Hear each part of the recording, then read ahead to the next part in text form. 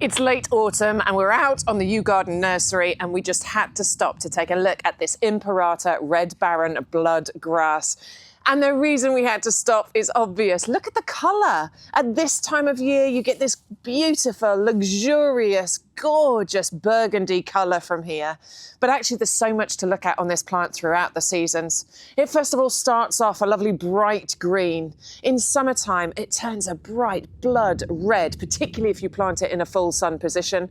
And you can even get tall clusters of silvery, fluffy flowers on here as well. It's a perennial that's really easy to look after.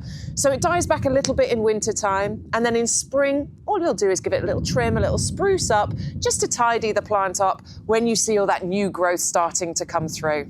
It's also a plant that over the years you will be able to divide and spread around your garden. You can see why this is one of the most popular, the most stunning of all of the ornamental grasses. It's winter hardy, it's easy to look after, and it's a total stunner.